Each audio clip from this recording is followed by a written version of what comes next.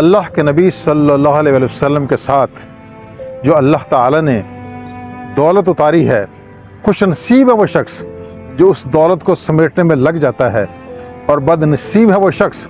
جو دنیا کی ایک حقیر متاع کی خاطر تو دن رات لگا دیتا ہے لیکن اس دولت کا ایک قطرہ بھی حاصل نہیں کرتا۔ بسم اللہ الرحمن الرحیم۔ السلام علیکم ورحمۃ اللہ وبرکاتہ۔ میں ہوں خالد محمود شہزاد۔ ناظرین، اللہ کے نبی صلی اللہ علیہ وسلم ہمارے لیے دو جہانوں کی نعمتیں لے کر آئے ہیں، دنیا اور آخرت کی کامیابیاں لے کر آئے ہیں۔ بعض ایسے اعمال ہیں جو ہم کرتے رہتے ہیں، لیکن اگر ہم انہی اعمال کو پیارے نبی صلی اللہ علیہ وسلم کے طریقے کے مطابق اگر سر انجام دیں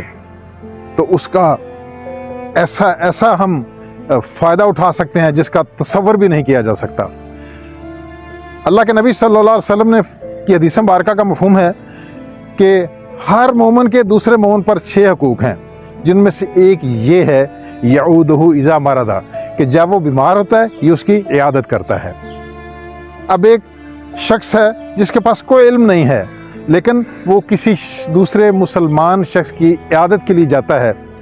تو اس کو فائدہ یہ مل جاتا ہے کہ حدیث مبارکہ کا مفہوم ہے کہ 70,000 فرشتے اس شخص کے لیے مغفرت کی دعا کرتے ہیں، اگر وہ صبح کو جاتا ہے تو شام تک، اور اگر کوئی شام کو جاتا ہے تو 70,000 فرشتے شام سے صبح تک اس کے لیے بخشش کی دعا کرتے ہیں۔ محترم ناظرین، اگر ہم جانے سے پہلے پیارے نبی صلی اللہ علیہ وسلم کی کچھ طریقوں کا مطالعہ کر لیں تو ہم صرف یہی دعائیں نہیں لینے والے بن جاتے، ہم بہت کچھ سمیٹنے والے بن جاتے ہیں۔ پیارے نبی صلی اللہ علیہ وسلم نے فرمایا کہ جب بندہ کسی شخص کی عیادت کے لیے جاتا ہے اور اگر وہ اس کے پاس بیٹھ کر یہ دعا پڑھتا ہے اسأل اللہ العظیم رب العرش العظیم ان یشفیک، یہ 7 مرتبہ اس کے پاس بیٹھ کر دعا پڑھتا ہے، موت اگر قریب نہیں ہے تو اللہ تعالیٰ اس کو شفا دے دیتا ہے۔ تو اب آپ پیارے نبی صلی اللہ علیہ وسلم کے طریقے کے مطابق اگر آپ نے یہ دعا پڑھی ہے تو اس وقت آپ ایک ڈاکٹر ہیں، آپ ایک طبیب ہیں، آپ ایک حکیم ہیں۔ اور پھر فرمایا کہ جب کوئی بندہ کسی ایسے مصیبت زدہ شخص کو دیکھتا ہے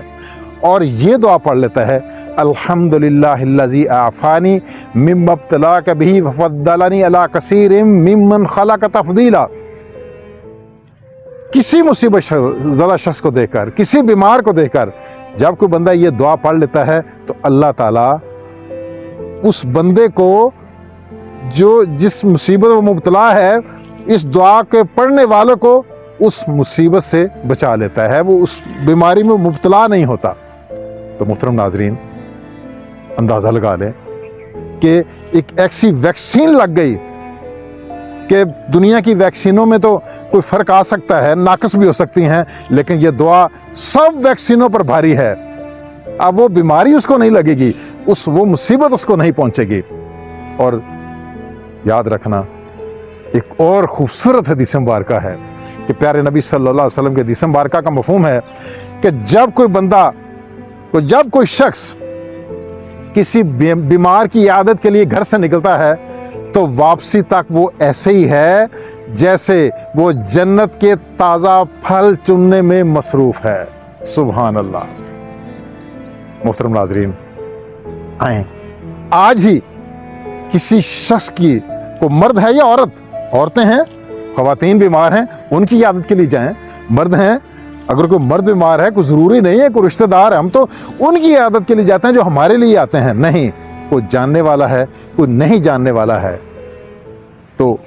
سب اگر صبح کو جا رہے ہیں تو فرشتوں کو حرکت دیں۔ 70,000 فرشتے آپ کے لیے بخشش کی دعا کر رہے ہیں اور یہ دعا پڑھیں، وہ اس کی اللہ تعالیٰ شفا دے دے گا۔ اور اگر دوسری دعا پڑھتے ہیں تو میں کہتا ہوں، میں سب ڈاکٹروں سے، سب نرسوں سے، ہاسپٹل میں موجود سب عملے سے، جو بھی یہ کام کرتے ہیں، ان سے بھی یہ درخواست کروں گا کہ یہ دعا یاد کر لیں۔ کتنے وہ کرونا میں کام کرنے والے ڈاکٹر، کتنی نرسیں، کتنے اور لوگ اللہ کو پیارے ہو گئے۔ میں کہتا ہوں کہ یہ دعا ایک ویکسین کا کام دے گی کہ جب بھی کوئی بیمار شخص آپ کے سامنے آتا ہے آپ فوراً یہ دعا پڑھ لیں، ضروری نہیں اونچی آواز میں، آہستہ سے پڑھ لیں، الحمدللہ الذی عافانی مما ابتلاک بہ وفضلنی علی کثیر ممن خلق تفضیلا۔ اللہ تعالیٰ آپ کو اس بیماری سے محفوظ رکھے گا۔ کتنے آسان اعمال ہیں یہ، اللہ تعالیٰ ہم سب کو عمل کی توفیق عطا فرمائے۔